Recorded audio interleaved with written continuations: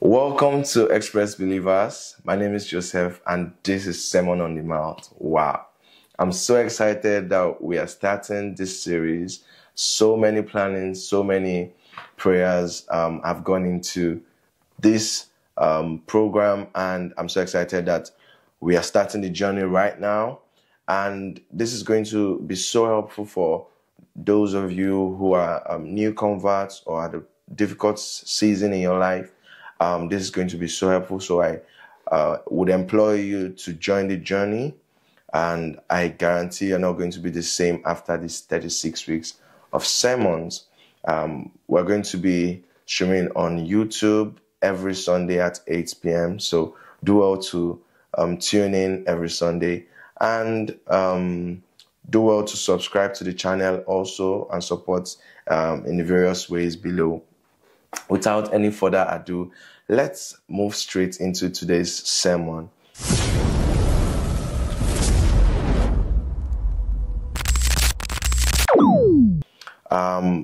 Today's sermon, we'll be talking about new beginnings. Now, new beginnings, first of all, I want to say the world have gone through a lot of times where there was need to start all over again. Now, in history, there have been times where we've had to start all over again. A reference to after the Second World War, Europe was in shambles. The whole cities were destroyed, ruined. The economy was bad. People lost their lives, and etc. But because they decided to start all over again, they decided to start building. They brought about things like the Marshall Plan. They started the EU, which is the European Union that you all know today, and they are thriving today because of all those things that they set in place. But if you never look back at where these things started from, you would not know that they actually were coming from a very bad place, a place where it seemed like there was no hope. And that may seem like the situation of someone watching me out there. It may seem like there is no hope, like, everything is ruined, and there is no even, desire to start again. But I tell you, if Europe can be where it is today, then you can be wherever you want to be as far as you are willing to give it a try. Now, human beings generally, we love new beginnings because it's a sign of new hope. It's a sign of new opportunities. That's the reason why we celebrate birthdays. It's also the reason why we celebrate new unions like marriages. Also the reason why we celebrate New Year and so many things, new cars, new jobs. We love celebrating anything new because it's a sign of starting the journey all over again. Just like a joke, people like to say, I don't know whether I have to say people or ladies like new things. That's why they love going shopping a lot. So new beginnings are actually very necessary. And even God loves new beginnings. Now, the Bible, Genesis, the first verse in the Bible, I believe we all know that. I don't know if you don't know it, then that's still okay. But the first verse in the Bible says, in the beginning, God created the heavens and the earth. But if you know that that's not the beginning of where God started to exist. So God himself also loves new beginnings. And that's why it says, in the beginning, God created the heavens and the earth. So does that go to say that when you have new beginnings, that's an opportunity for you to create a new reality for yourself? That's an opportunity for you to create what you actually want to see. For example, the new year is an opportunity for you to say, okay, this new year, and that's why people make new year resolutions. Although that alone cannot change anything, but it's a start. So new beginnings are very, very necessary. And other times where God, even after Adam and Eve disobeyed God, and the human race became spiritually dead from them, God did not give up there. God had another plan. And at some point, he wiped the earth and started again, because it was like this, I'm talking about the time of Noah. And it was like, nope, we're starting all over again. And he wiped everything. And it came to the time of Sodom and Gomorrah. And it was like, okay, so you guys have decided to pollute the earth again, wiped everything. And God so much loves new beginnings that he had the ultimate plan to restore the human race. And that's why he sent his son, Jesus Christ. So the point of all this is saying, no matter where you are, no matter how many times you've had to start again, because sometimes we are scared to start again because of failure. But trust me, the benefits thereof is or outweighs or supersedes the strength or the effort. You're going to be happy that you did not give up. Now, thinking about it, so many people who have succeeded in various life spheres had to start all over again, from the scratch. And I've discovered that this is one of the reasons why so many people do not want to get saved, because they are so,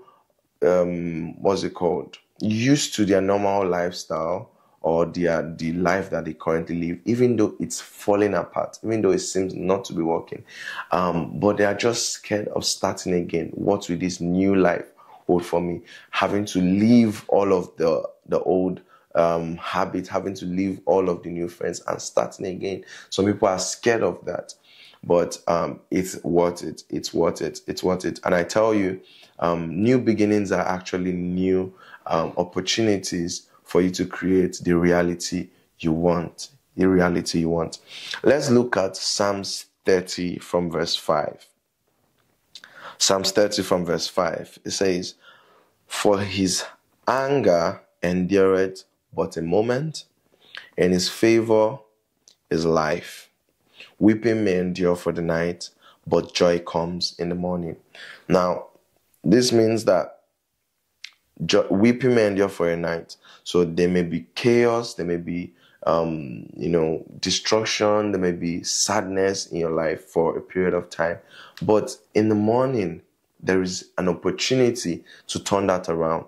And I love the first part, the A part. It says, "For his anger endureth but for a moment." So this is for that person who feels like God is angry at me.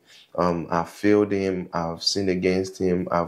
Maybe you're a believer, but you've done things and you feel like God is angry at me. This passage is saying his anger endureth but for a moment, and his favor is life. Weeping may endure for a night, and joy comes in the morning. I also love to look at Lamentations 3, verse 22 and 23. Lamentations 3 from verse 22 and 23. Very interesting passage. It says, "It is the Lord's mercies that we are not consumed, because his compassions fail not." His compassions fail not. They are new every morning, and great is thy faithfulness. I actually do love the way the NLT version puts it. It says, "The faithful love of the Lord never ends." Wow, it never ends. So I don't know, or I don't even care how many times you've had to start all over again. You've started again, you've fallen again, you started again, you've fallen again. At this point, you're at a place where you're just like, I'm not doing this again. Well, start again. Start again. It says his mercies begin afresh each morning. Now, I want you to picture this. Today, let me say I'm a believer and I'm just, doing whatever I want today. Okay, let me not put it as you're doing whatever you want. Let's say you're dealing with some issues in your life, and today you fall into sin, for example. The next morning, every morning, his mercies begin afresh. I don't know how to explain this. Every morning, his mercies are new. His mercies are new. That means each morning you have the opportunity to access new mercies. You have the opportunity to access new mercies. And that's the love of God. That's the love of God. The message today is pretty straightforward. His mercies are new every morning, and it's a new day. So the instruction is start again. It's an opportunity today. Pick up the baton and continue the journey. Continue the journey. I know deep down that there is someone that needs to hear this. It may seem like you're fighting a losing battle, but trust me, when the tides begin to turn, you wouldn't know. And in this series, we're going to also speak about a lot of ways that we can turn the tides around for our favor, a lot of laws that would apply and use practical ways. And so the last thing I will talk about before I would close for today is let go of the past. Apostle Paul in Philippians 3:13 and 14 would say, letting go of the things that are behind and pressing on to the things that are ahead of me. So you cannot hold on to the things of the past and want to lay hold to the things of the future. You at some point, just imagine you're holding a rope behind you and you're trying to grab another one and still follow it. You're going to be fight. You have to let one go. You have to let one go. So let go of the things that are behind. If you've made your mistakes, don't dwell on them. Don't dwell on them. At some point, if you would need to do what you need to do, even in the state that you are in. You have to go. You have to forge ahead. You have to move ahead.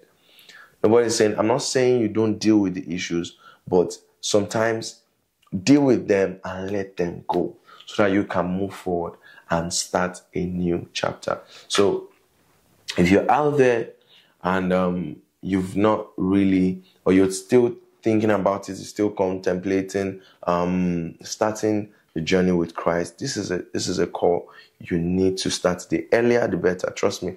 If you get on the wrong bus, the best thing to do is to come down at the next stop and take the next bus going back.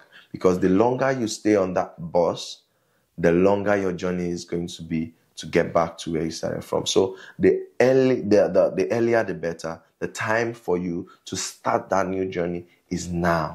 The time to start is now. If you've gotten an instruction, if you've gotten an instruction to stop something, the time to stop is now. If you've gotten an instruction to start something, the time to start is now. So start the new journey. Start the new journey.